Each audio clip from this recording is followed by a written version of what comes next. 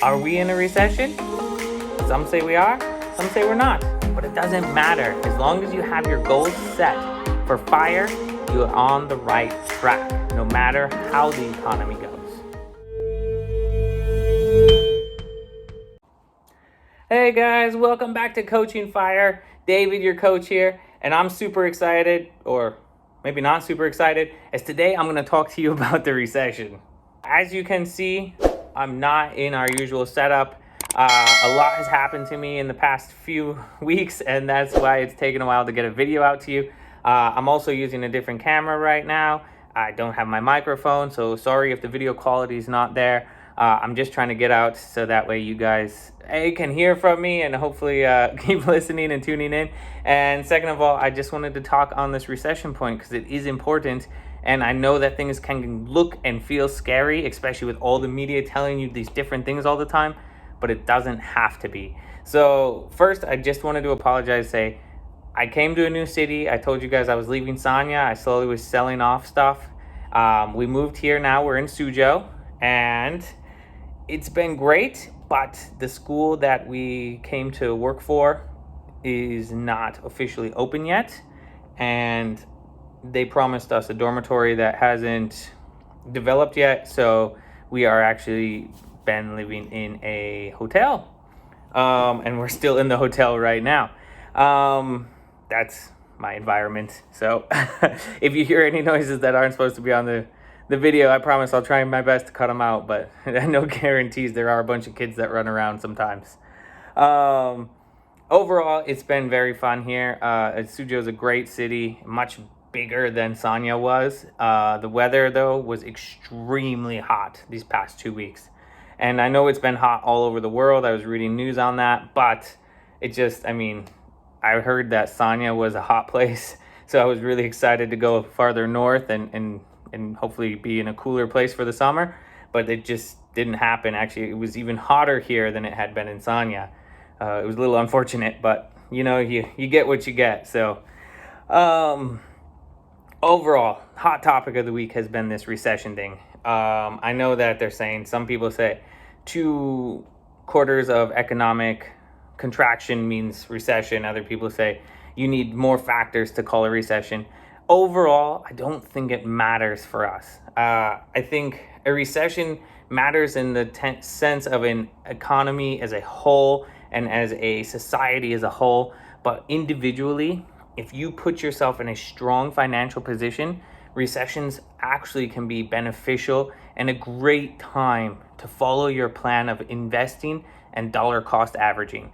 So the first thing I want to say that happens to us, and the reason that I felt very comfortable, changing jobs and changing to a new city, all in the middle of what we're in right now, is because I have a very strong financial position.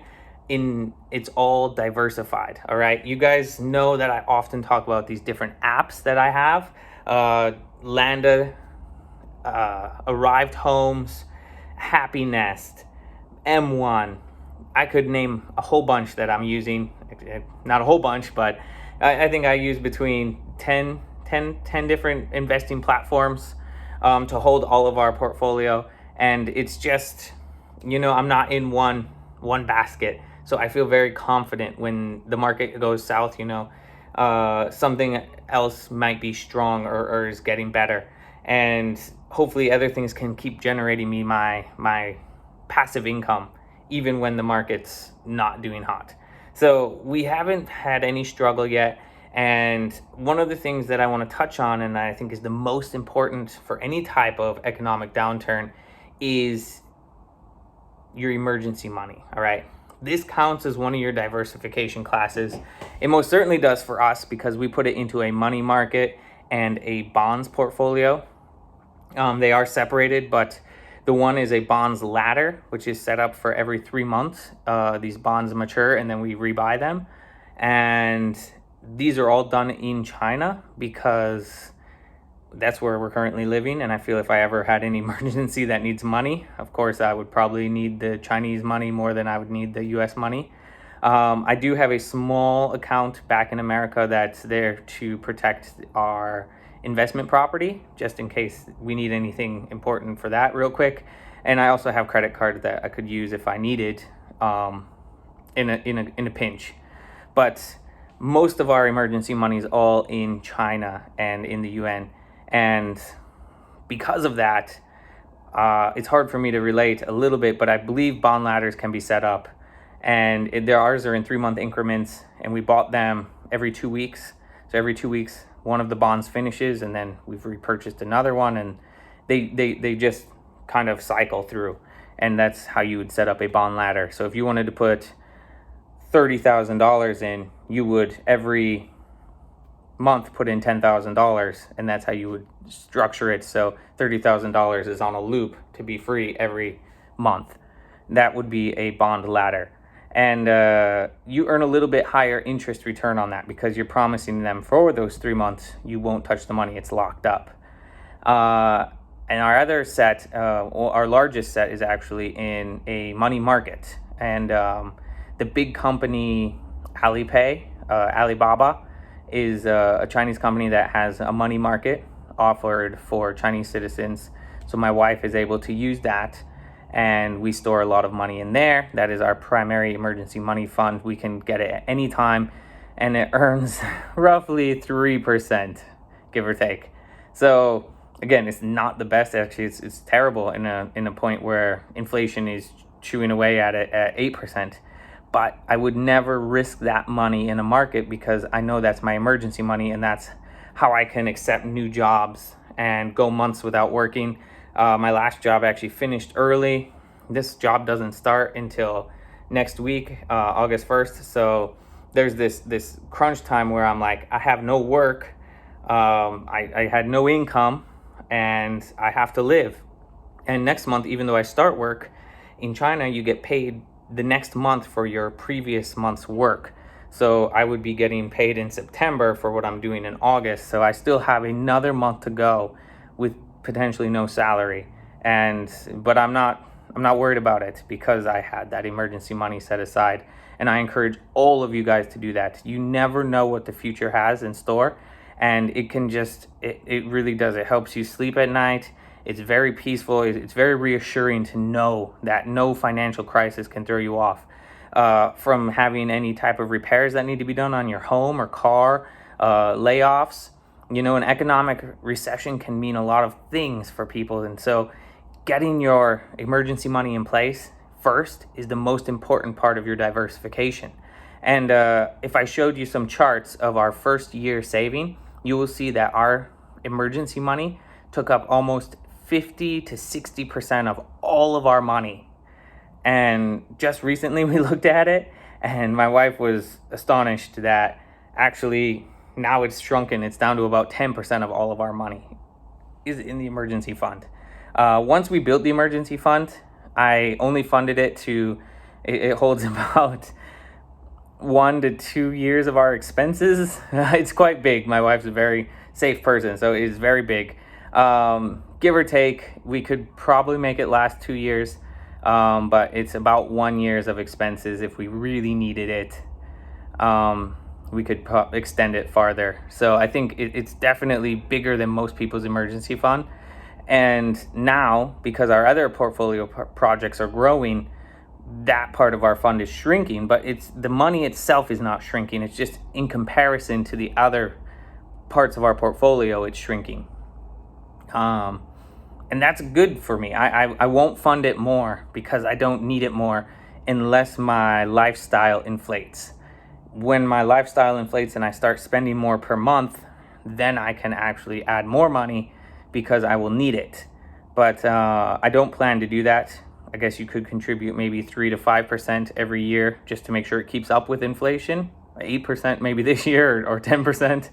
But other than that, it's like you truly don't need to keep adding to it once you have the 6 months or a year put away, whichever you felt comfortable with.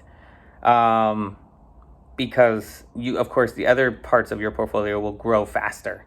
So some other assets that I would recommend investing in are real estate and, of course, stocks and cryptos. Those are the major three that I'm in. I also have a P2P account, which is with Prosper.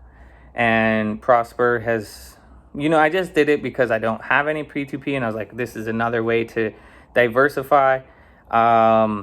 We'll see how it plays out through this recession. So far, it's done well. It returns about 11 or 12%. I did some riskier things on it, so maybe that's my own loss. But so far, it's done well, and we'll just see how it goes from there. But overall, I want to say diversify. Don't be scared to invest.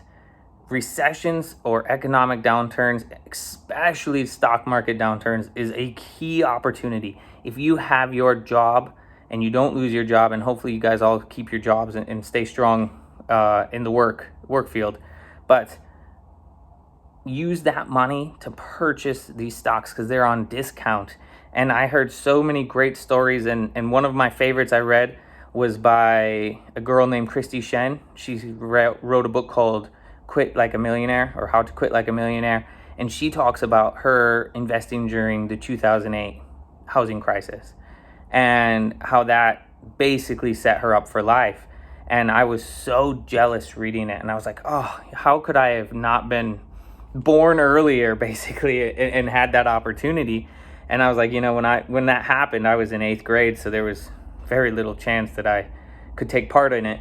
But she was basically saying she would put money into the investment accounts. She'd put $1,000 in, and the next day that $1,000 she'd put in would be gone. So she'd put another 1,000 in, and basically she just kept trying to match what she was losing. And then once it started to turn around and go back up, it grew incredibly fast because she just kept purchasing it at discounts.